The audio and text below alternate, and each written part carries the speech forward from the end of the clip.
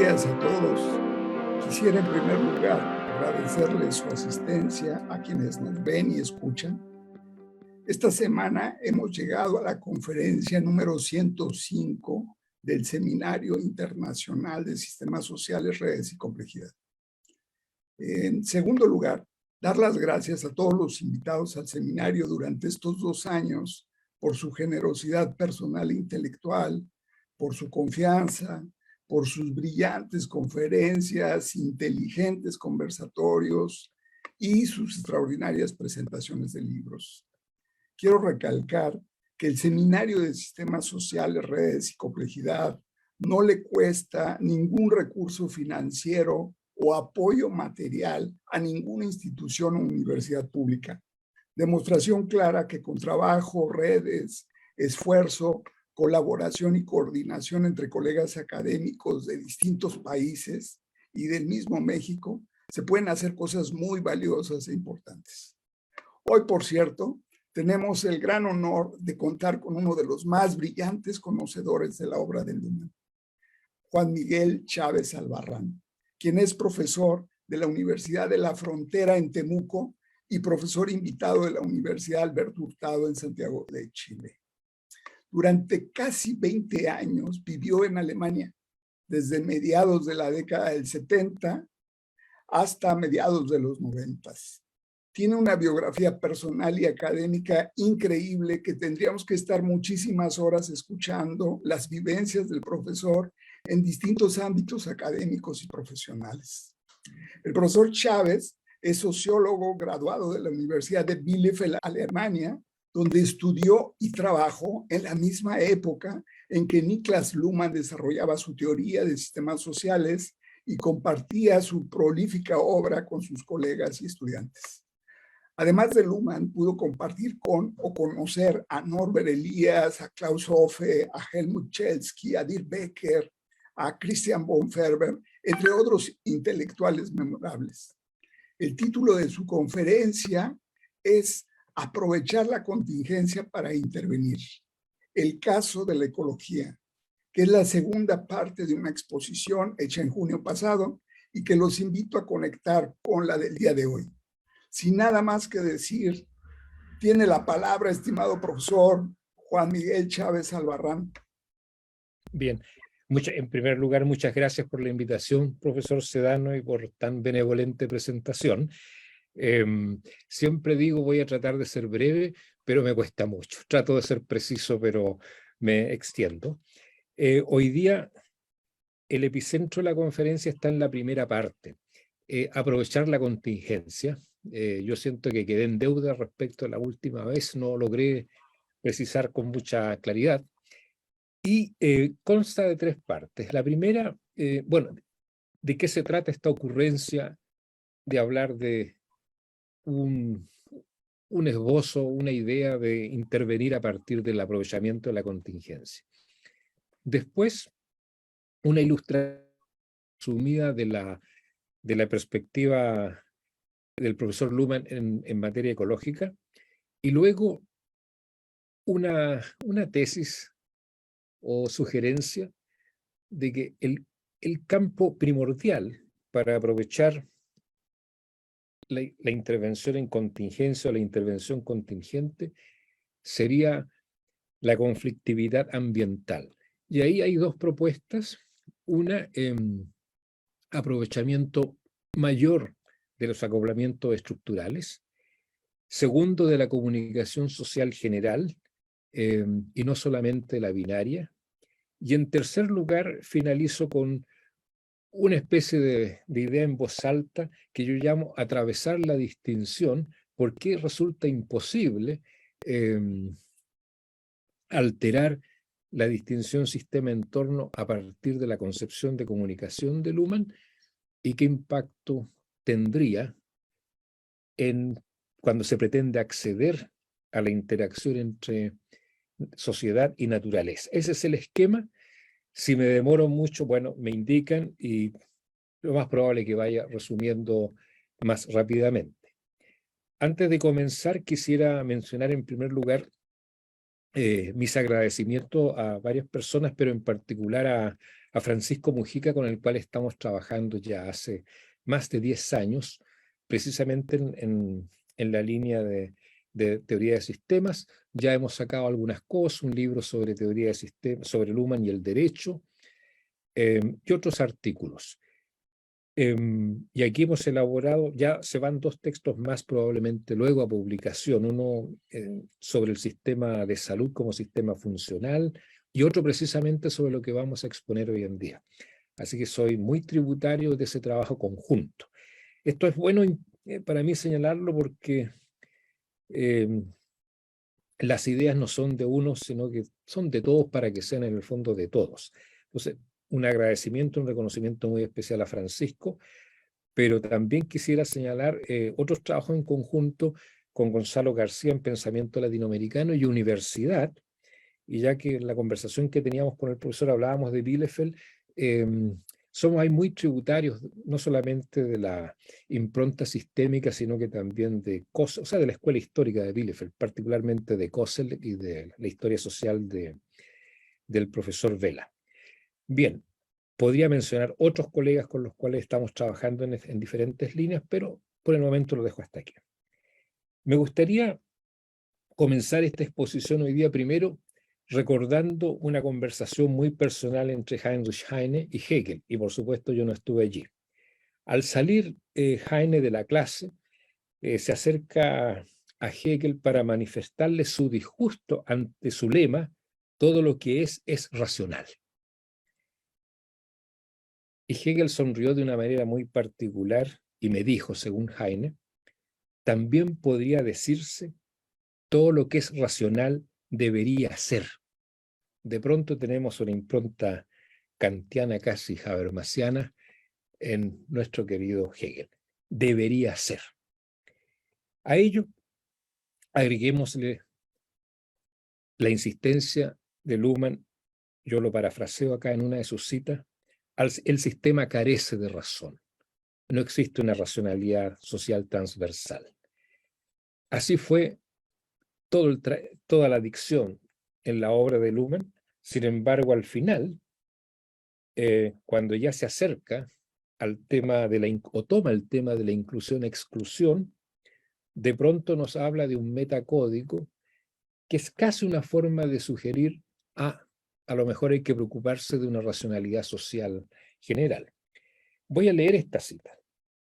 Dice: el peor escenario imaginable podría ser que la sociedad del próximo siglo tenga que aceptar el metacódigo de inclusión-exclusión.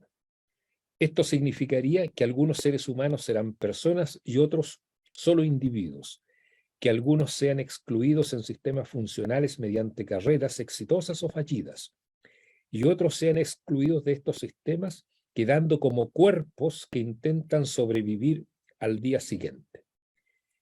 Que unos se emancipen como personas y otros se emancipen como cuerpos. Que la preocupación y la indiferencia se diferencien a lo largo de esta frontera. Que el acoplamiento estrecho de las exclusiones y el acoplamiento suelto de las inclusiones diferencien el destino y la fortuna. Y que 2 formas de integración compitan: la integración negativa de las exclusiones y la integración positiva de las inclusiones. Fin de la cita. Yo quisiera, aparte de esta cita, recordar que Luhmann declaró el tema de la racionalidad como el problema del siglo, pero siempre recalcando la posibilidad de una racionalidad general que trascienda los sistemas particulares. Al final todos podemos recordar su sentencia: para sobrevivir basta la evolución, y si no, no lo vamos a saber. Desde este situamiento comenzó nuestro trabajo en torno a la relación individuo, sociedad y naturaleza. Ahora me quisiera servir, y los invito a hacer el gráfico, de un triángulo, obviamente con 3 ángulos en uno, donde podríamos poner el tema de nuestras convicciones, llámense premisas, concepciones teóricas, y podríamos decir que sería beneficioso relativizar las propias premisas. No es lo que ocurre, ni al nivel de los individuos ni de la sociedad. Esa no distancia respecto de las convicciones propias elimina en gran parte la necesidad de autointerrogarse, de dudar. Pero también debemos decir que sin ellas no podemos hacer nada. En un segundo ángulo, la invitación a no considerar algo como verdadero porque es coincidente con nuestra propia visión. Tampoco es lo que ocurre. Ocurre exactamente al revés. Lo que sí ocurre, y ahora entramos en el tema, es la experiencia de estar permanentemente confrontado con la indiferencia respecto a lo que pensamos, queremos sean estos individuos sistemas sociales. En el fondo se trata de que aquello que se designa como realidad social es lo que de manera implacable ofrece resistencia. Entonces, lo que sí funciona muy bien es la indiferencia. Y esta idea de coordinación por indiferencia es algo que nosotros hemos puesto en el epicentro. Desde allí hemos construido prácticamente el argumento respecto a aprovechar la contingencia para intervenir. Algunos presupuestos básicos que me interesa precisar. Podríamos al menos partir de la evidencia que principalmente por todos los procesos de diferenciación por los cuales ha pasado la evolución social, los sistemas de conocimiento de todo tipo, no solo científicos, han desempeñado el rol o función de ser mecanismos de regulación de la vida misma, tanto en la dimensión social como en la estrictamente individual. No dispondríamos de otros mecanismos.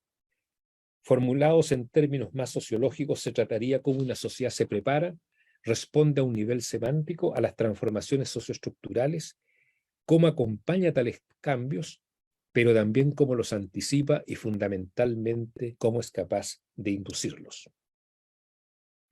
Podría también sostenerse que la sociedad, pero también los individuos y la naturaleza, le ponen límites a las interpretaciones respecto a sus posibilidades de realización. Pero esta formulación no es clara, no es evidente, ya que la respuesta será nuevamente codependiente de cómo se construyan las premisas teóricas de la observación. Esto es, la sociedad es definida extra individuos, extra naturaleza y punto. Aquí les quiero recordar nuevamente una anécdota con Hegel. Se sube al coche después de una clase y le pregunta al cochero, señor, ¿y para usted qué son las ideas? Saliendo de una clase. Y el cochero le dice, son esas cosas que se le meten a uno en la cabeza y las trata de realizar. Fin del parafraseo.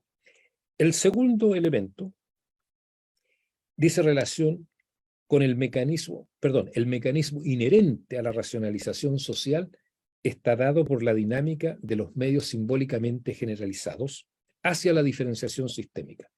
En tanto, estos actúan como catalizadores de la formación de los subsistemas funcionales. La teoría sistema los describe como una tecnificación del mundo de la vida, regulando así la contingencia social. La dinámica de los medios economiza, juridifica, cientifica, etc., tendencialmente todos los campos de acción.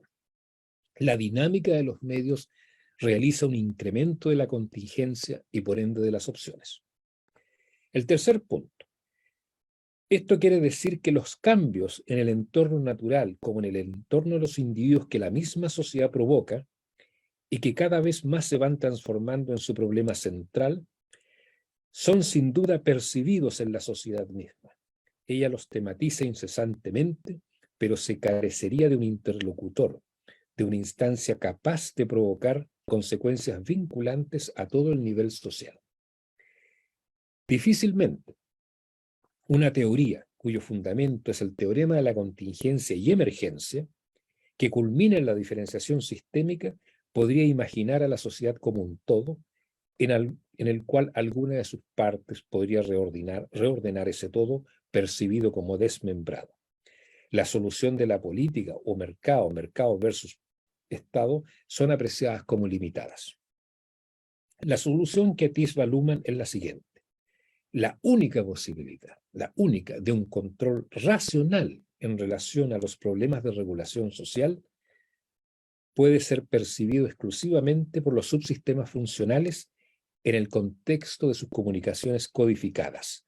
Una tesis que trataremos no de ampliar, pero sí de explotar. Para nosotros es la interacción o dialéctica incesante entre contingencia y creatividad lo más determinante. Es decir, sobre los ámbitos donde se tornaría más apropiado aprovecharla, lo cual está en estrecha relación con nuestra caracterización de la modernidad latinoamericana como modernidad inducida, recordando que precisamente la segunda gran parte de nuestro trabajo fue para desarrollar estrategias de intervención en contextos periféricos partiendo de cómo habíamos caracterizado a la evolución social en América Latina. Todo va a estar de manera indirecta, sin embargo, en relación con la problemática ecológica. Esta problemática nos servirá para ilustrar, mostrar las reflexiones que hemos ido realizando con el tiempo respecto al fenómeno de la intervención. Esta tarea nos ha llevado de manera inevitable a las mismas premisas teóricas de las teorías de sistema en sus diferentes niveles. Esto es súper importante porque el trabajo comenzó sobre la intervención a partir de una caracterización de la modernidad latinoamericana como de insuficiente diferenciación, vía no decantamiento claro de los medios simbólicamente generalizados, con un primado de la política y entendiendo a América Latina ya desde la conquista y colonia como un proyecto político. Abriéndonos a la contingencia, sabemos que se precisarán que algunas cosas, pero se abrirán más preguntas que respuestas. Yo aquí quiero recalcar algo, que a veces a uno cuando publica se le va. No se trata de un modelo y menos de una teoría, tal vez una hipótesis. En estricto rigor se trata de una sospecha para complementar desarrollos ya realizados por autores tan reconocidos como los profesores Wilke, Teubner y Mascareño. Los dos puntos fundamentales de partida son los siguientes. El primero dice relación con lo que ya hemos planteado al inicio de nuestra exposición. 1. Coordinación por indiferencia como el presupuesto central. Frente a la imposibilidad de una constelación social de representar o movilizar a la sociedad en su conjunto, el orden social contemporáneo se constituye no ya gracias a un consenso valórico o a la primordialidad de algún sistema parcial, sino a partir de la coordinación por indiferencia entre los distintos sistemas. Partir de la reducción de complejidad nos lleva directamente a la contingencia. La imposibilidad de actualización simultánea de todos los elementos y de todas las elecciones y de todas las expectativas en el contexto de la sociedad contemporánea implica la estabilización de un horizonte de indeterminabilidad. Eso sí que es estable, lo indeterminado. El excedente de posibilidades constitutivo del orden social actual supone que todo podría ser de otra forma, aunque nadie piense en ello en este momento. Lo que obliga a concebir un mundo donde las eventuales actualizaciones y las hipotéticas formas de coordinación y enlaces comunicativos no son necesarios ni imposibles. El segundo punto de la intervención es el siguiente. Como premisa fundamental, el interventor mismo está expuesto a la contingencia. Esto ya no es una idea nueva, está en los desarrollos de la física en los años 20. Estaba el tema como el acto de medir cambia la medición, etcétera, etcétera. Se remitía expresamente al observador ya una desmaterialización de lo que se concebía como real. Veamos. Al margen de que el modelo de intervención social desarrollado por Wilke implica un gran avance para la teoría de la intervención, sobre todo en lo que respecta al imperativo de agotar el conocimiento del sistema a intervenir y en las expectativas y alcances atribuidos a la intervención, se trata de un modelo que no le concede la importancia suficiente a una cuestión capital, a saber, el hecho de que el interventor está expuesto ya siempre, desde siempre, a la contingencia, particularmente al tiempo, lo que tiene como consecuencia que por lo general el problema a intervenir se soluciona, desaparece o se redefine mientras el interventor está aún generando las condiciones para su intervención. estimados colegas, al final nos vamos a dar cuenta que el tema del tiempo, el tema de la relación entre sentido y temporalización es clave, es una forma en cómo la teoría de Luhmann, en nuestra opción, es la que mejor se ha adecuado a la velocidad, a la temporalización que la misma sociedad produce. Y les pido mucha atención en el tema de la temporalidad. Decía, está expuesto ya siempre a la contingencia, particularmente al tiempo, lo que tiene como consecuencia que por lo general el problema a intervenir se soluciona, desaparece o se redefine mientras el interventor está aún generando las condiciones para su intervención. Voy a dar un ejemplo clásico y muy empírico. Yo había sido muy arrogante de decir, voy a hacer una exposición aprovechando la contingencia para ecología, universidad y derecho. No, imposible. Eso sería es demasiado. Pero voy a dar un ejemplo al respecto muy clásico para mí, como son las asesorías interventoras en las universidades, sobre todo en las que cuentan con un gran margen de libertad como las públicas. Se produce una readecuación de tal manera que al final se practica un simulacro y ambas partes lo saben. Pero se trata de satisfacer demandas generadas desde los gobiernos, de las políticas de Estado.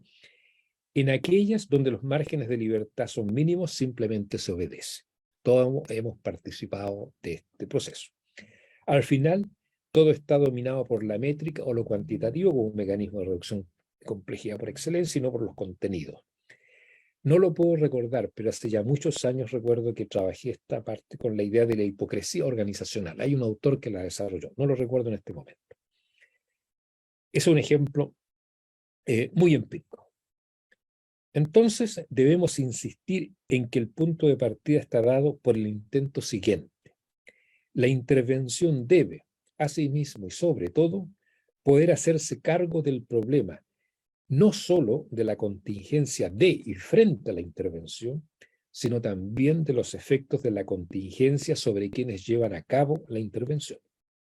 Se trata sin duda de una cuestión crucial, ya que ¿cómo dejar pasar la cuestión de que un interventor no está sujeto él mismo a la contingencia? ¿Cómo hacer frente a la cuestión de que el problema a intervenir no sea modificado desde su detección? ¿Cómo garantizar que no habrá una reducción contingente de complejidad, ya solución, ya disolución, ya mutación mientras se prepara la intervención? ¿Cómo postular que el interventor mismo tendrá el tiempo requerido y que su convicción o su análisis de la situación no cambiarán frente al problema a intervenir y a su necesaria evolución? En este sentido, la relación entre intervención y resultado sigue estando atravesada por la contingencia.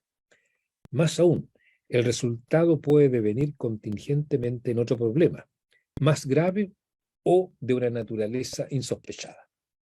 Nada parece escapar a la contingencia en la sociedad contemporánea. No solo el resultado de la intervención es contingente, sino la reacción de las esferas intervenidas y sobre todo el rendimiento del modelo de intervención, sus temporalidades y aplicación. En el fondo, el papel del interventor. En virtud de lo anterior, nos parece pertinente explorar las posibilidades que entrega la contingencia, característica de la sociedad moderna como criterio en el cual basar la intervención social. Contingencia quiere decir todo lo que no es ni necesario ni imposible. El concepto se obtiene, pues, mediante negación de necesidad e imposibilidad. El problema, parafraseando a Luhmann, es que estas dos negaciones no se pueden reducir a una sola. Para resaltarlo, veamos la siguiente afirmación.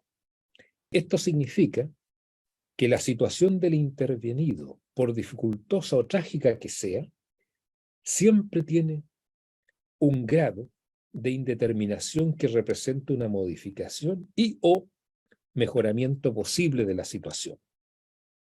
Ser pobre no es imposible, pero tampoco necesario. Atravesar una crisis sanitaria no es imposible, pero tampoco necesario. Y lo mismo vale para la desigualdad, el autoritarismo, la corrupción, la violencia, etcétera, etcétera, etcétera. La idea a la base de esta posibilidad de intervención social es precisamente aprovechar, miren, aprovechar esa brecha de indeterminación que abre siempre la contingencia, con vistas a propiciar un mejoramiento o una salida de la situación problemática en cuestión.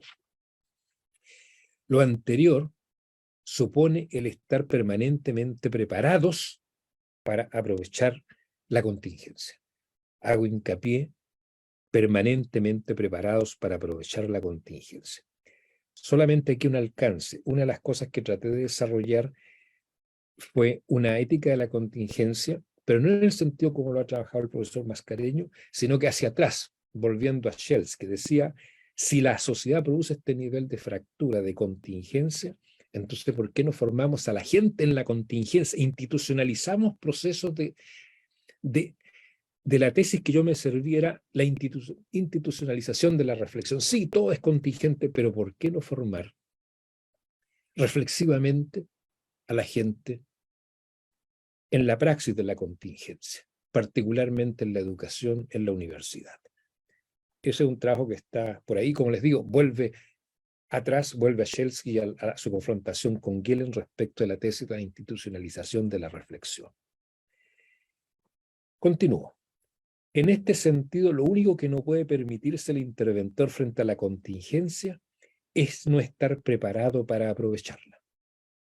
Y acá, colegas, el tema, no solamente pensando en Luhmann, sino que también en Gadamer, este no es un tema de la teoría, es un tema de la experiencia. Es un tema que lo emparenta con el arte, con la sensibilidad. Entonces, junto a la necesaria y concienzuda lectura de los propios límites y posibilidades, aprovechar la contingencia quiere decir estar listo siempre a obtener lo mejor posible de la situación a intervenir, en el contexto del horizonte que la contingencia contingentemente bosqueja. Estimados colegas, esto está siempre imbricado en otros horizontes. Acá, ¿cómo no recordar respecto a la indiferencia la obra de Levinas? ¿Cómo no recordar la experiencia de los que se salvaron de los campos de concentración? Estoy pensando en Víctor Frankl.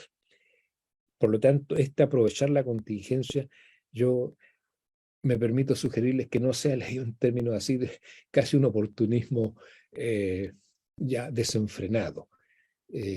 No es tan, veremos que no es tan episódico y no es simplemente un aprovechar y agarrar lo que está a la mano.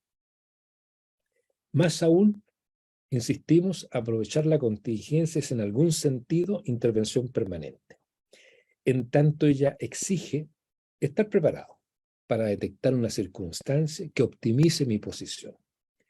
Por ejemplo, conseguir recursos cuando se trata de recursos, desarrollar herramientas cuando la carencia es el rendimiento. También fortalecer la diferencia frente al entorno cuando es el momento de esperar o de callar, o no se detectan oportunidades para aprovechar la contingencia, lo que no es más que otra forma posible de aprovechar la contingencia.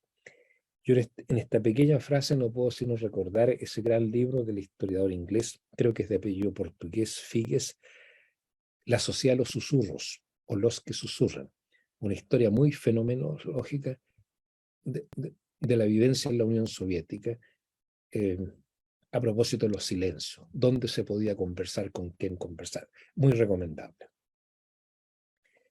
La primera, algo así como una tesis. En primer lugar, la intervención concebida como contingencia no es un factor de vulneración o divergente del régimen característico de la sociedad contemporánea.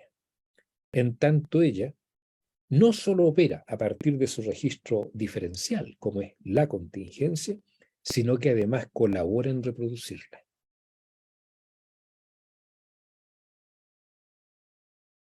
Entonces, es una reducción que también se incrementa.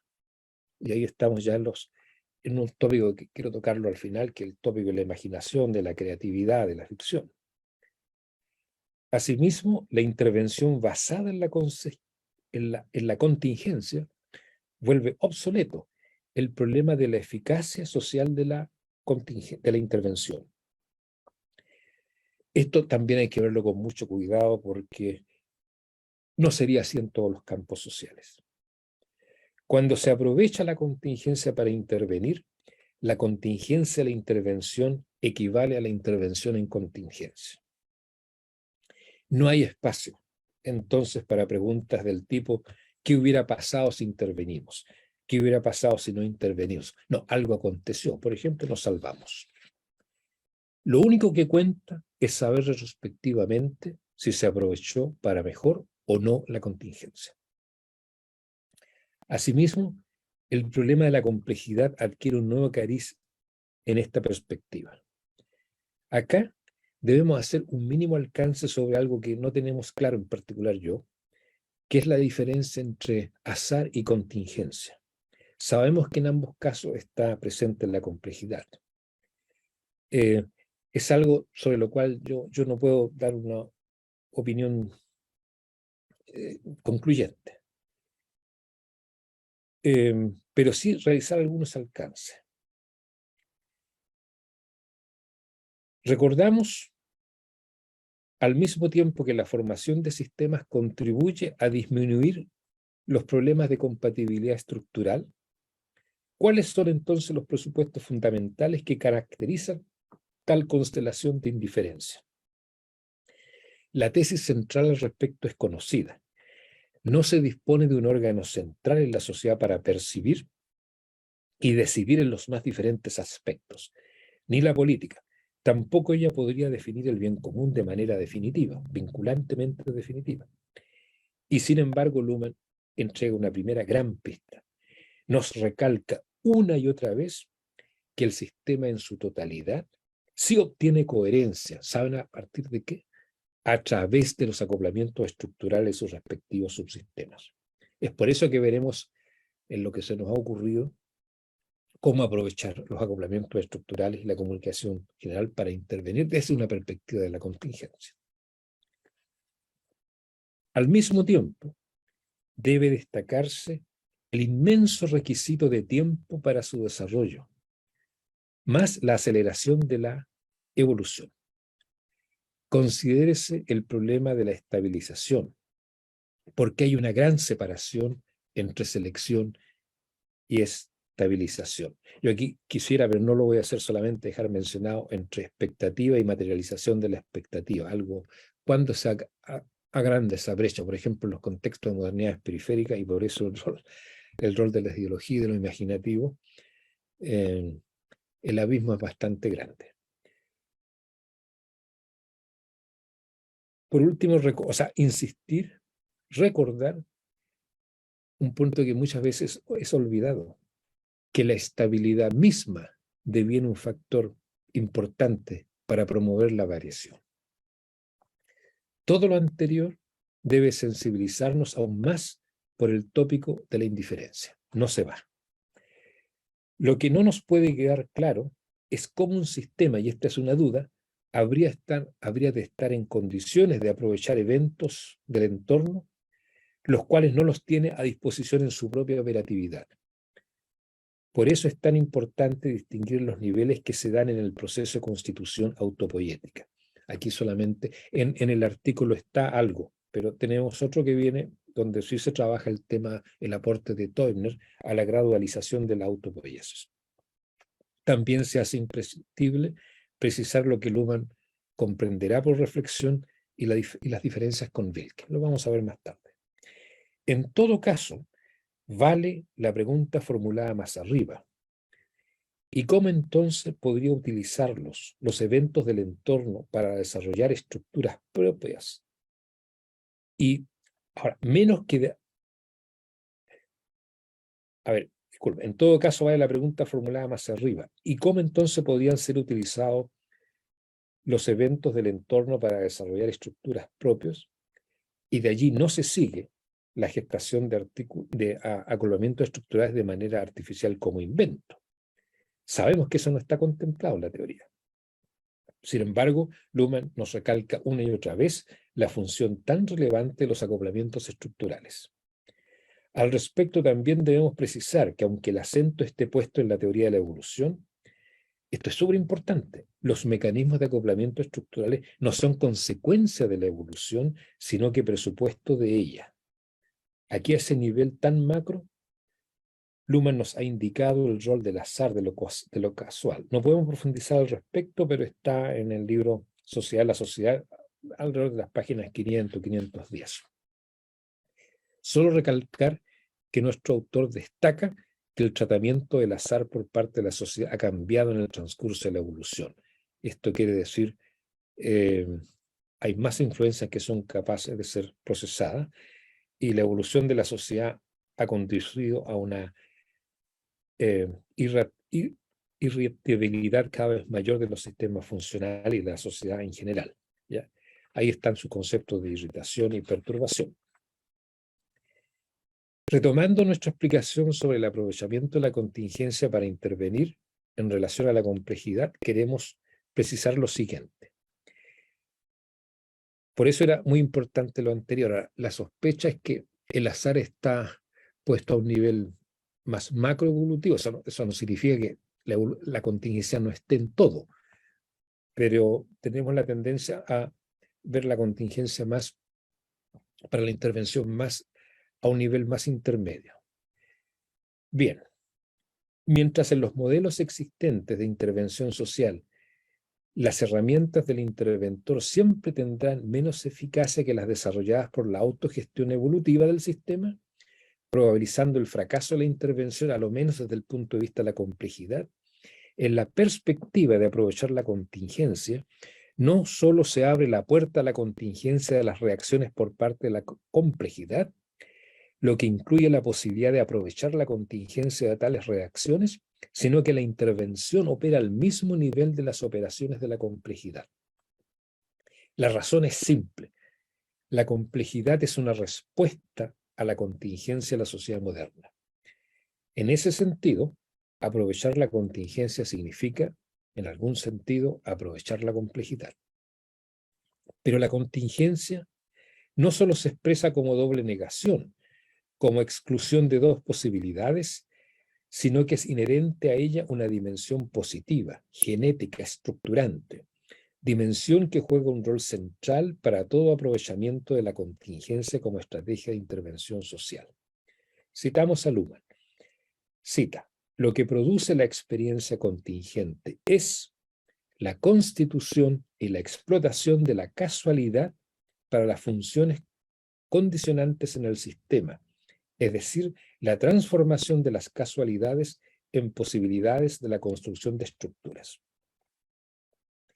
El punto capital se encuentra irónicamente destacado por Luhmann. Se trata de aprovechar la incerteza de toda contingencia, sea bajo la forma de errores, imprevistos, brechas, instantes, oportunidades, para estabilizar enlaces comunicativos que representan una reversión de la situación problemática padecida, aunque sin la necesidad de inducir, entre comillas, o introducir enlaces divergentes con la lógica de la contingencia, sino de enlaces comunicativos convergentes con ella. Esto, por supuesto, no es nada fácil y habrá que distinguirlo según área o campos sociales donde se aprecia la posibilidad de intervenir, porque introducir enlaces convergentes requiere no solo de conocimiento, sino que sobre todo de experiencia. Nuestra idea de aprovechar se opone un tanto a la estrategia, tal vez, de retroceder hacia atrás, tratando de precisar de manera exhaustiva las causas. Por eso que el tema, el aprovechamiento del azar es algo... ¿Por qué Luhmann es escéptico respecto, en el fondo, de una explicación causal genética? No significa que no hayan causas, pero es muy escéptico. Nosotros tenemos un pequeño articulito está en academia.edu sobre Luhmann y el derecho, y ahí hacemos mucho hincapié en precisar que Luhmann tiene siempre la mirada hacia adelante y no la reconstrucción hacia atrás que siempre puede aparecer como necesaria y muy convincente. En el caso del derecho. Yo les recomiendo ese texto. Pero la posibilidad de aprovechar la contingencia no se agota en el aprovechamiento contingente de una posibilidad contingente detectada.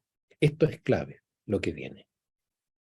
Aprovechar la contingencia no es meramente una posibilidad de intervención episódica, casi oportunista, aunque así pudiese aparecer. Se trata de intervención permanente, estar siempre preparado y preparándose para detectarla y aprovecharla. Aprovechar la contingencia no supone que la intervención acaba con el acontecimiento de su ejecución, pues ella tiene como consecuencia necesaria la transferencia y o estabilización de capacidades en el sistema intervenido. Esta afirmación da cuenta que esto ya está en Wilke, no es muy distinta la posición, son matices, acentos. En este sentido, la estrategia de aprovechar la contingencia no solo se hace cargo de la intervención de los problemas del sistema generados por el entorno, sino de las consecuencias de la intervención sobre el sistema intervenido mismo. Permiso.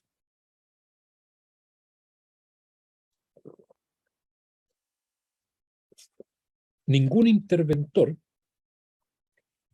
ni ningún intervenido puede resultar completamente inmaculado frente a cualquier proceso de intervención. ¿Para qué profundizar en este punto? La diferencia que hace la información que hace la diferencia, bueno, recordando a Bates. Esta relación es todavía más cierta cuando se concibe la intervención social como un aprovechamiento de la contingencia.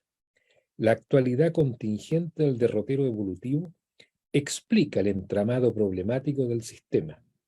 La contingencia es la gran alternativa de solución y la contingencia es al mismo tiempo la fuente de las estabilizaciones ulteriores, las que necesariamente pasan a formar parte de su historia evolutiva con las consecuentes posibilidades de autorreflexión ganadas. Analizada nuestra propia posición, tendemos a pensar que oscila entre una lectura al nivel macrosocial evolutivo, cuyo devenir dependerá más del azar que de la contingencia. Por último, algo que nos acerca al siguiente punto, al tema de la ecología. Nos referimos al problema de establecer cómo y desde qué constelación de sentido parcial emerge, se estabiliza y se reproduce la motivación social para intervenir, así como las coordinaciones sociales que resultan de tal motivación, asociaciones, ONGs, un montón de autoorganizaciones sociales, recordando que estas, claro, se registran ya en la comunicación social. Pero ¿por qué el hincapié en esta dimensión? La razón para nosotros es simple. Sin justificación de la intervención social, la activación de la misma se vuelve altamente improbable, puesto que no se entiende cómo se genera la motivación para ejecutar la intervención misma. Dado lo anterior, consideramos que una justificación puramente pragmática de la intervención no solo es normativamente problemática, sino que operacionalmente insuficiente. Toda tentativa de la intervención social debe poder dar cuenta de la motivación que está a su base a la hora de activarla y perpetuarla en el tiempo. De algún modo nos estamos acercando a la dimensión normativa. En este sentido, no queremos desaprovechar la oportunidad de otorgar a esta nueva posibilidad de intervención social que se encuentra en la contingencia la radicalidad que su cometido y la sociedad en la que necesariamente se desenvuelve le exigen. De aquí que su justificación tampoco sea externa a su activación. Aprovechar la contingencia para intervenir la sociedad se justifica por sí misma. En tanto, todo instante, capacidad tácita, error, omisión o brechas contingentes constituyen una posibilidad para mejorar la situación del que sufre o para revertir una situación que es padecida. La intervención no aparece así como una mera propuesta teórica y abstracta frente a un sufrimiento objetivo, sino como una propuesta de solución real a la irracionalidad contingente de la sociedad funcionalmente diferenciada. Lo central es: la intervención se hace cargo de un problema real, social, público, aprovechando una fuente de racionalidad en la misma fuente que reproduce contingentemente irracionalidad. Les pido que este punto lo rescaten, lo tomen por una insinuación que vamos a hacer respecto del uso de los mecanismos simbióticos, que no lo había nombrado, aparte del acoplamiento estructural y el recurso a la comunicación social general. Sin embargo, debe atenderse a la problemática de la normatividad.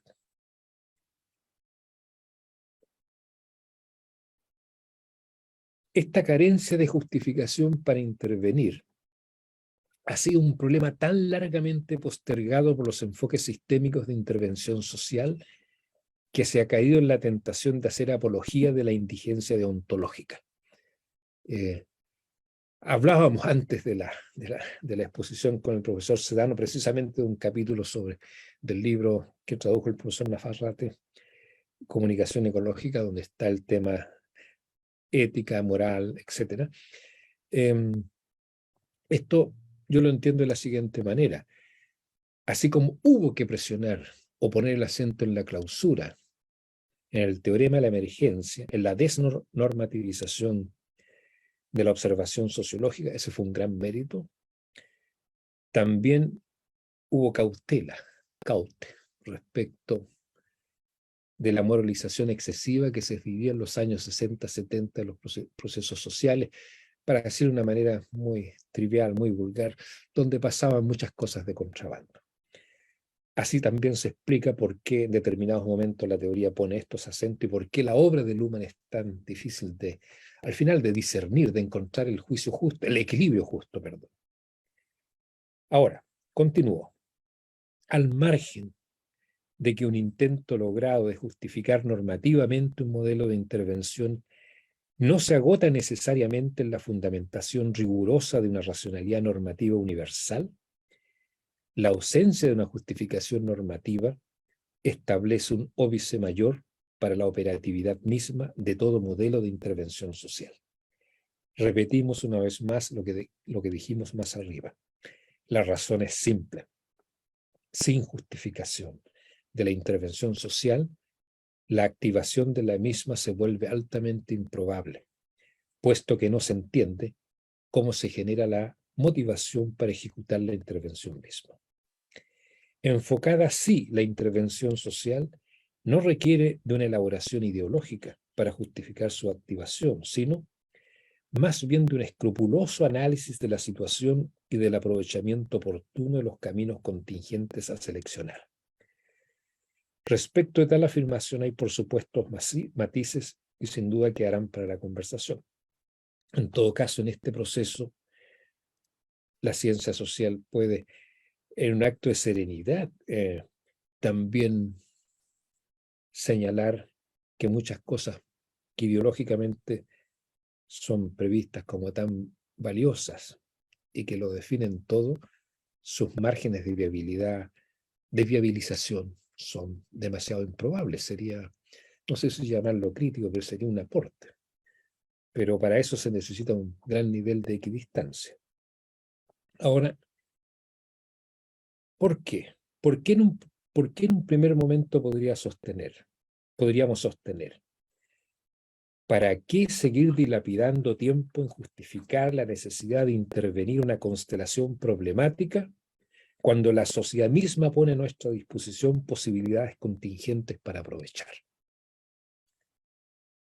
Pero esta pregunta tal vez no bastaría, porque también es probable la respuesta es que sí la necesita. Vaya qué contingencia en el acto de pensar y de observar. Fin de la primera parte. Disculpen, voy a tener que prender la estufa, me está dando frío.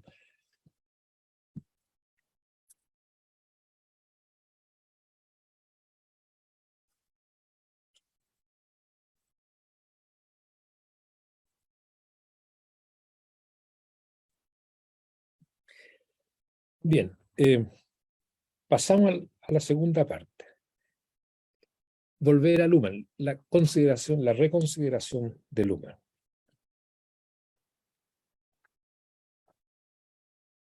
quiero recordarles, creo que en el trabajo, pero muchos de ustedes la conocen, esa arquitectura que he desarrollado de cómo observar las teorías sociológicas por nivel, el nivel epistémico, donde la pregunta es cuál es la operación que cada paradigma o corriente sociológica propone como delimitadora de lo social, de lo no social, y en el fondo la operación que constituye y reproduce la sociedad. El segundo nivel es la descripción epocal, cómo caracterizamos una época, no solamente el momento actual. Por ejemplo, en el primer caso en Luhmann es comunicación, en el segundo caso es diferenciación funcional. Un tercer nivel que dice relación con los procesos, con procesos empíricos nuevos que adquieren un carácter autoorganizado y se tornan evidentes. ¿Cuánto cuesta detectarlos? Un ejemplo clásico, la cuestión social en el 19, el desarrollo del proletariado industrial en el 19, y el acierto que tuvo Marx de develarlo cuando todavía estaba en sus inicios. Bueno, ¿qué fenómenos empíricos? El tema de la ecología es evidentemente uno de esos fenómenos. Llamémoslo el conflicto, la conflictividad ambiental. Hasta los años 70 casi no sabíamos qué significaba la palabra ecología. Y un cuarto nivel, lo resumo así muy simple, son las dimensiones normativas, valóricas, ideológicas, explícitas o no explícitas. En Marx, por ejemplo, emancipación, etc. Entonces, acá hago un pequeño ejercicio, ¿cómo se ve esto en Luhmann? Decíamos, el nivel de la actividad teórica, el nivel más epistémico, es donde se generan las premisas fundamentales de la teoría que se aspira a desarrollar. Queda claro que en el caso de nuestro autor se trata de la operación comunicación como constitutiva y reproductora del orden social. Ella activa la diferencia entre sistema y entorno. Tenemos teorema de la emergencia, doble contingencia. Bueno. Pero la conclusión más evidente es una sola. La sociedad comunica pero no piensa, los individuos piensan pero no pueden comunicar. Optimista Luhmann, que los individuos piensan, pero sabemos que no se refiere a eso. Sobre la naturaleza, como el entorno, como el otro entorno, se puede comunicar en sociedad sobre ella, pero no con ella. Este punto es clave si es que alcanza el tiempo para el final, que es el desafío cómo atravesar la distinción. Esta distinción que propone Luhmann. Ahora, las aproximaciones más empíricas se realizan recién al nivel de la teoría social, ya. Ahora, vamos a este nivel 1, comunicación y naturaleza. Respecto al tópico naturaleza debemos destacar. Hasta hace un tiempo atrás se destacaba poco el papel de la naturaleza en el pensamiento social moderno. Sin embargo, la más incipiente tematización de lo social supuso contar como referencia de diferenciación a la naturaleza. La sociedad alcanzaba su especificidad, autoconcibiéndose como una superación de la naturaleza, como emancipación de la naturaleza, y ese fin se lograba específicamente a través del control científico-técnico de la naturaleza, desde Hobbes en adelante. La instrumentalización social de la naturaleza que inaugura el pensamiento social moderno marcará transversalmente el tratamiento que hará la teoría sociológica de la naturaleza.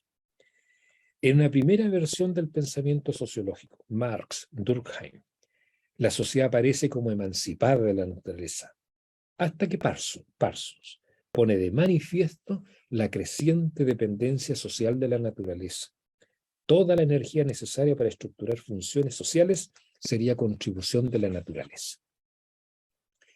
Reconocida así su relevancia, surge entonces como tarea de primer orden el intentar responder a la interrogante de cómo capturar productivamente la unidad de la diferencia entre sociedad y naturaleza, en el sentido de promover la sobrevivencia y la convivencia de ambas. La cuestión será entonces cómo se conceptualizará sociológicamente la naturaleza, como patrón de diferenciación o diferencia límite fundamental de la sociedad, Marx, Durkheim, como fuente de insumos o dependencia necesaria, Parsons, o como mutua interacción. Lo simplifico en la fórmula: culturalización de la naturaleza para naturalizar la cultura.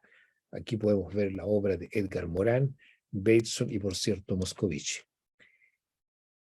No menciono a Latour porque esas últimas fases de Latour no la he trabajado. Es en este debate desde donde emerge la posición luhmanniana del tratamiento conceptual de la naturaleza. La tesis de Luhmann es: la forma adecuada de comprender la relación sociedad-naturaleza es estableciendo que las formas de organización sociales no se conformarían como reacción a las consecuencias de los procesos de dominio de la naturaleza.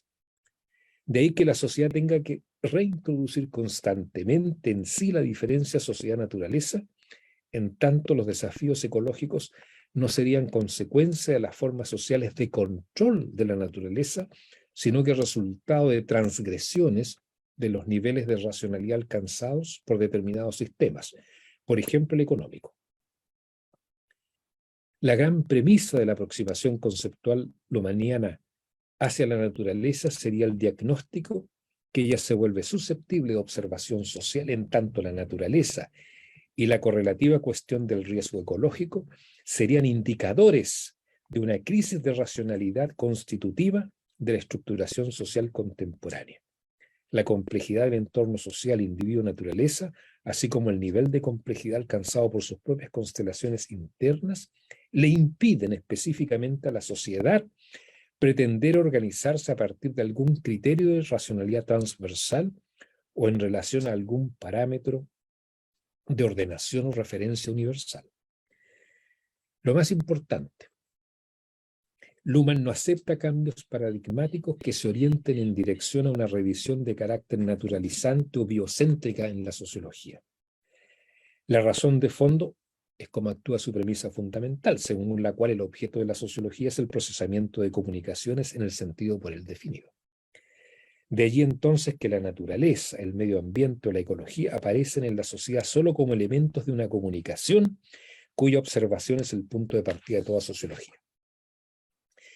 Debemos resaltar que el mismo manifiesta, y esto como una cuestión central, y a mí me parece muy importante, que con su posición respecto a la naturaleza va a recalcar siempre que se encuentra en congruencia con los desarrollos más avanzados de las ciencias naturales. El poder de definición sobre la naturaleza lo tiene la ciencia, está en la sociedad. El segundo nivel, caracterización epocal de la sociedad moderna como funcionalmente diferenciada. ¿Qué punto resaltar para nuestro tema? La diferenciación tiene como requisito, además de la horizontalidad sistémica, el principio de clausura operacional. Para Luhmann, los sistemas funcionales operan de tal manera que en ellos, en todo proceso, reaccionan sobre sí mismos, exclusivamente a partir de la lógica operativa a partir de la cual se han diferenciado. Pago, no pago, economía, legal, ilegal, derecho. Y solamente a través de ello, y solo porque así lo hacen, pueden entonces reaccionar a su entorno. Reacción leída desde las coordenadas de su propia clausura operacional. De aquí que a ojos de Luhmann, los sistemas autopoéticos funcionales, al estar tan altamente organizados, aplican todo tipo de contacto, entre comillas, con el entorno, una compleja malla en el fondo de autocontactos. Su constitución autopoética y el procesamiento autogestionado de la complejidad imposibilitan específicamente procesos de unión con el entorno, de lo que resulta que toda interacción con su entorno no hace sino reforzar la forma en cómo están definidas tales operaciones, cuyos elementos imposibilitan por principio la posibilidad de reinfluencia, ni desde los individuos, menos desde la naturaleza. Esto es clave para lo que vamos a tematizar como atravesar la distinción. Nivel 3. El tema de los procesos empíricos emergentes, porque la intervención sí ocurrió. Y aquí quisiera darle algunos ejemplos.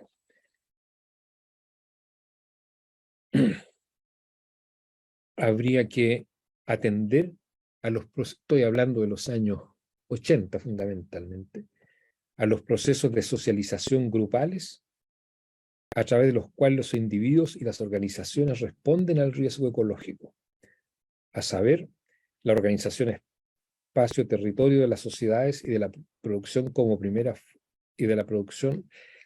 respuesta frente al riesgo ecológico.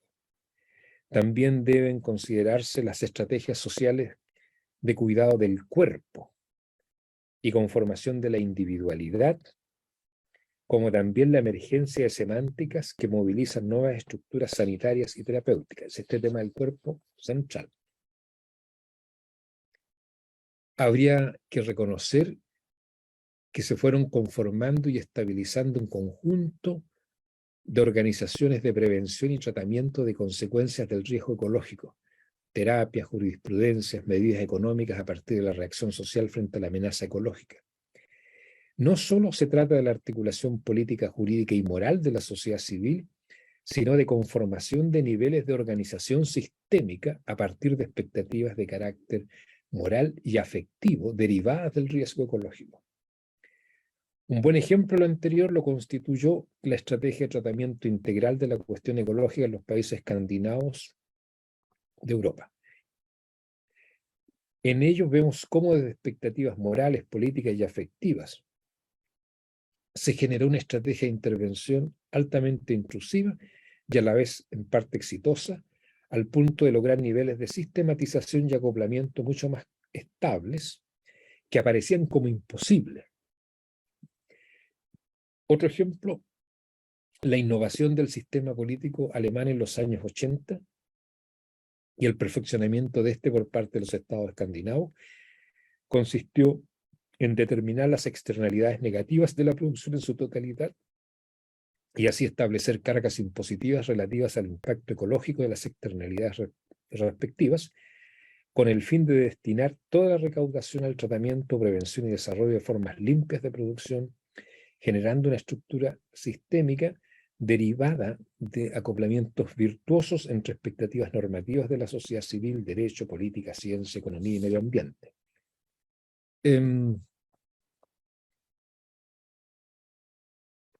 Bien, eso es respecto de qué es lo que pasó al nivel de que la sociedad sí reaccionó.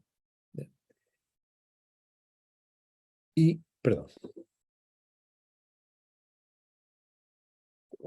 no puedo profundizar acá lo que fue también el aprovechamiento de la contingencia por parte de las empresas cuando comenzaron las regulaciones ecológicas, ambientales. Por ejemplo, en las mesas de negociación era bien interesante observar, la empresa reconocía, porque había una cláusula que decía, la empresa tiene que acoplarse, adecuarse, adaptarse al nivel científico más alto, o sea, más alto alcanzado respecto al tema ambiental. Y la empresa decía, sí, aquí reconocemos que la física tiene esta contribución, la biología, la química, bueno, interdisciplinas, etc. Pero ¿saben lo que pasa? Es científicamente viable, pero técnicamente todavía muy improbable de materializar y sobre todo nos genera costos. Bueno, hay unos espacios muy interesantes. No podía profundizar al respecto en este momento. Lo que sí me interesa respecto de Luhmann son dos puntos. Uno, cómo tematiza los movimientos sociales en la cuestión ecológica, y todos sabemos, los caracteriza como tributarios de una comunicación del temor, del miedo, entonces irracional. No obstante, la distancia de Luhmann frente a esta posibilidad sugiere examinar la capacidad específica de resonancia al sistema político a través del tema de la comunicación del miedo. Esta comunicación constituiría, junto a otras comunicaciones sistémicas, también un principio de resonancia. Su surgimiento se debería sobre todo a los movimientos sociales. Por un lado, esta comunicación logra dirigir la atención de la opinión pública hacia la problemática ecológica, produce un incremento de la resonancia a través de la retórica del miedo. Por otro lado, según Luhmann, resultaría disfuncional por su falta de teoría e ignorancia de las codificaciones funcionalmente racionales. Más aún, a raíz de su declarada aversión a la diferenciación funcional, puede contribuir a provocar tendencias sociales regresivas. Bueno, sobre eso es un capítulo completo tematizar a los movimientos de protesta como irritación, ¿verdad?, del sistema, como contribución a la inmunización de la sociedad. No lo puedo hacer ahora, solamente estoy recogiendo los puntos que nos sirven para retomar por qué estas partes son tan importantes para nuestra idea de la intervención en contingencia. Un segundo aspecto que me interesa precisar es la relación entre racionalidad y reflexión, porque aquí se nota la diferencia contundente con Wilke y Teubner. Esta puede ser formulada de la siguiente manera.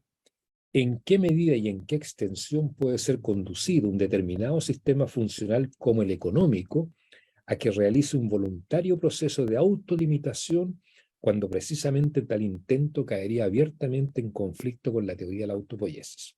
Es decir, con el interés inmanente del sistema a la realización máxima de su función, condición de su reproducción, no en el futuro, sino que siempre en el momento actual. ¿Existirían posibilidades de que sistemas cuya característica más propia consiste en asegurar permanentemente su autopoiesis se autolimiten vía reflexión? Aquí no puede invocarse la autoridad de Luhmann y diremos por qué. Para Luhmann, reflexión, aunque sea la forma más elevada de autoobservación que el sistema realiza, no puede en ningún caso implicar una operación de autolimitación.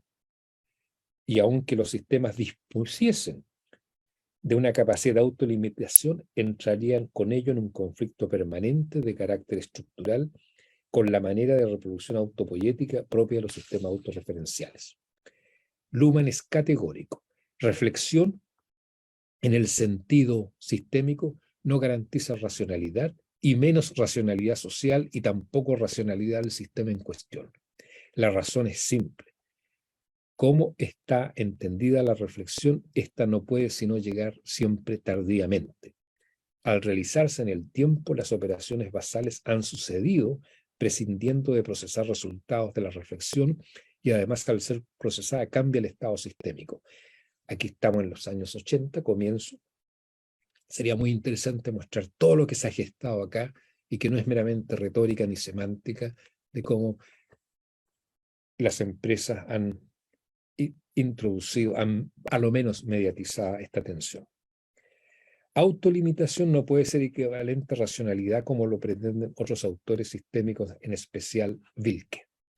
Más tarde, Luhmann, en su libro sobre el riesgo ecológico, se encarga de ser aún más apodíctico al respecto. La meta central, primaria, elemental, reproductora de los sistemas autopoiéticos es no solo la continuidad de la autopoiesis, sino que además ella se realiza sin consideración del entorno o medioambiental, de manera tal, cito, que el próximo paso será siempre más importante que la consideración del futuro, el cual ya ni siquiera sería alcanzado si la autopoiesis no es continuada. Fin de la cita. El desafío entonces para el diseño de una estrategia interventora radicaría en que, por un lado, la expansión del sistema económico debe ser contrarrestada. Por otro lado, cómo evitar interrumpir los beneficios generados por la misma capacidad de rendimiento del sistema. Rendimientos que están precisamente y sobre todo estrechamente vinculados a su especialización y por sobre todo autonomía. Entonces tenemos un alto grado de eficiencia en la percepción del entorno, una marcada tendencia a cerrarse sobre sí mismo. La innovación como imperativo está precisamente determinada por esta situación. Pero aún en el caso del entorno material, la situación es más dramática, ya que Luhmann una y otra vez lo recalca. No toda la sociedad va a reaccionar en función de una sola comunicación especializada o de una sola gran preocupación. Yo quiero en este momento solamente recordar que Luhmann recalca que la llave del problema ecológico radica en el lenguaje de los precios. A través de este se filtra todo aquello que sucede en la economía, si los precios cambian o no. Y a pesar de todas las limitaciones, nos indica que esta limitación estructural determinada por los precios constituye para Luhmann no solo una desventaja, sino que también todo lo contrario, ya que ella garantizaría que si el problema en cuestión puede ser expresado en precios, entonces puede también ser trabajado en el sistema. Yo en este punto solamente quisiera decirlo, en los años 60, 70 se acostumbraba a decir todo dentro de la revolución, nada fuera de la revolución. Bueno, acá es todo al interior de la diferenciación funcional, nada fuera de la diferenciación funcional. Sobre eso, miren, colegas, vienen no sé cuántas páginas para expresar esa defensa, una interpretación, diría yo, más equidistante del tema de la clausura, pero no puedo hacerlo. Solo unas reflexiones finales y después tal vez algunos comentarios porque en virtud de la hora. Reflexiones finales respecto a las premisas fundamentales y las propuestas del uso de la comunicación general, de los acoplamientos estructurales para aprovechar la contingencia, y también queremos terminar con una reflexión al nivel más profundo de la episteme lumaniana. Si aplicamos la contingencia a la teoría de sistemas, podríamos plantear las siguientes alternativas, las cuales se moverían entre rechazo a sus premisas epistémicas a su aceptación incondicional o con muy pocas variaciones.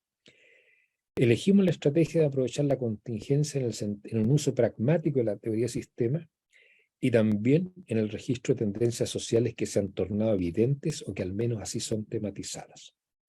Surge la primera pregunta de por qué la comunicación general en especial, y en segundo lugar los acoplamientos estructurales, habrían de ser tan relevantes para la idea de aprovechar la contingencia para intervenir. Y recuerden, siempre desde la perspectiva de lo que hemos caracterizado como modernidad inducida, léase como insuficiente decantamiento de los medios simbólicamente generalizados. Entonces tenemos una constelación de insuficiente diferenciación funcional, constelación histórica de larga data que ha conducido a la instalación del primat de la política, la cual ha tenido que hacerse cargo de que aquello que la propia sociedad no ha gestado debe inducirlo, y más aún en un contexto de alta simetría con los centros respecto de los rendimientos desde la configuración de América Latina misma. Recordamos que consideramos a la misma conquista y colonia como una empresa fundamentalmente política. Bien, ese proceso de inducir una modernización diferenciadora desde la política siempre terminó con el tiempo bloqueándola. Ahora, no podemos profundizar en esa tesis, pero es el trasfondo. ¿Ya? Ahora, ¿qué es lo primero que se nos viene a la mente? ¿Por qué esta constelación sería tan aprovechable para un aprovechamiento de la contingencia para intervenir? ¿Qué espacios de creatividad se abren acá? Yo quiero mencionar de manera muy sumaria lo siguiente. Lo primero que se nos viene a la mente es, por altísima irritabilidad. Ahora esto, cuidado, no estamos hablando de irritación por alto rendimiento, sino que de malestar social por insuficiencia al nivel de las prestaciones o rendimientos sistémicos, y eso independiente de cuál es la semántica que se ha configurado para procesarla y criticarla, por cierto. Solo mencionar que en nuestra lectura se ha tratado una semántica identitaria buscando lo propio en un futuro que está atrás, casi en la añoranza de algo perdido e interrumpido. Lo recién señalado generaría espacios de mucha contingencia, pero también podría surgir la crítica, o al revés, sostenerse que los mayores espacios de contingencia estarían situados al nivel de la diferenciación funcional, allí donde está más consolidada, como en los centros. En ese sentido, el ejemplo más clásico y convincente sería el del desarrollo del sistema económico. Pero nuestra atención, sin dudar necesariamente lo anterior, apunta a rescatar por insuficientes prestaciones aquellos espacios con tales carencias para aprovechar las altas fuentes de irritaciones para el desarrollo de estrategias interventoras, las cuales podrían nutrirse de procesos de autoorganización muy fluidos, muy creativos, alternativos, y los cuales precisamente surgen por la carencia de la más diversa índole. Y es aquí donde la comunicación social general o no binarizada presta sus servicios para la configuración de intervenciones, aprovechando la contingencia y promoviendo al mismo tiempo una conciencia de lo contingente frente a lo que se presenta como necesario y tal vez inamovible. Un alcance, en todo caso una advertencia. No dudamos de los peligros que también la comunicación general detenta, sobre todo cuando se ya comienza a vertirse en movimientos sociales, políticos. ¿Dónde poner el límite? ¿O dónde lo pone? ¿Por qué? Considerando sobre todo de las autoorganizaciones que se conforman a partir de ella en las diferentes arenas de conflicto. Pueden quedarse simplemente en la comunicación de malestar y, lo que es peor aún, en la de indignación permanente. Desde la emocionalidad pasa a transformarse en el criterio decisivo en la formación del juicio. Esto obviamente un peligro. Ahí tengo redactado un trabajo solamente sobre esto, pero no lo voy a intercalar. Nuestra segunda pregunta es si habría posibilidades de aprovechar la contingencia respecto de la relación sociedad-naturaleza y no solo al interior, es decir, entre los sistemas funcionales, por ejemplo. ¿Qué cabría desarrollar para generar mecanismos correctivos? ¿Jugaría aquí también la comunicación generar un rol?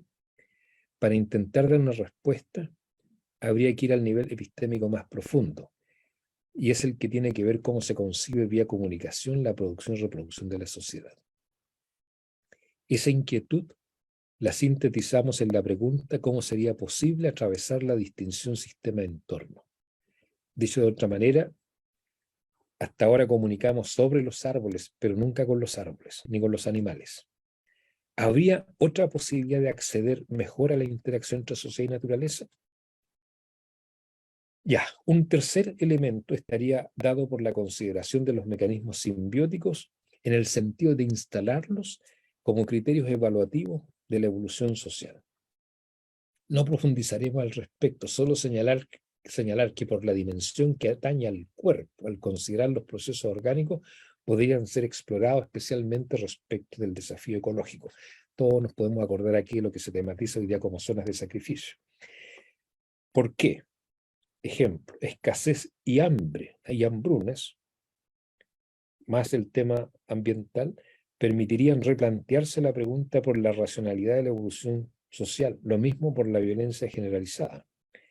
Es aquí donde se podría abrir la puerta por la pregunta sobre las posibilidades de una racionalidad general transversal o sistemas particulares. El recurso al sentido, a la comunicación y especialmente a la praxis comunicativa serían imprescindibles. Para decirlo habermasianamente, en la misma praxis comunicativa encontraríamos los criterios evaluativos. Profesor Sedano, me he expandido demasiado y todavía estoy...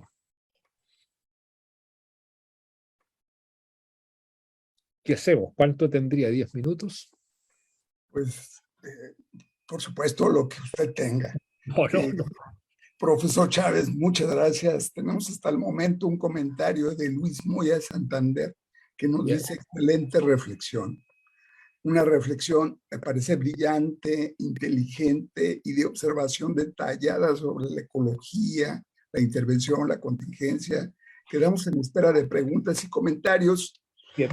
Pero me parece también que podemos esperar que las preguntas lleguen al chat del Facebook y posteriormente yo se las puedo enviar.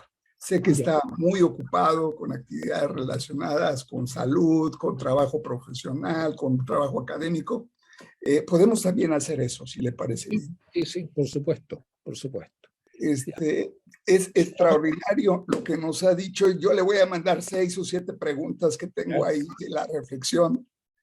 Esas últimas 2 me parecen impostergables y necesarísimas. Se acercan mucho a lo que ha venido haciendo Anaí Urquiza allá en Chile, y que lo ha trabajado empíricamente. Yo les pediría a quienes nos oyen que traten de conectar esta conferencia con las conferencias de Anaí. Y bueno, por supuesto, darle las gracias de parte de la universidad, del Departamento de Sociología, por su brillantísima exposición. Muchas gracias. No, los agradecimientos para ustedes y dejamos para otra conversación el intento que hacía ficcionalmente de atravesar esa distinción, tratando de plantearse una forma distinta de acceder a esa interacción. Pero bueno, ahí tematizo acoplamientos estructurales, la última parte de Luhmann con la técnica y la naturaleza, porque no sigue el concepto de naturaleza, pero también le hago un tributo a los autores marxistas como Wolfgang Harish, Rudolf Barrow, respecto del tema ecológico, que fueron los primeros que en el socialismo real comenzaron a tematizar el fracaso en materia ecológica. Pero lo dejamos para una próxima conversación. Yo no me di cuenta, profesor, había puesto el reloj, pero se me pasó. Muchísimas gracias. Bien, pues.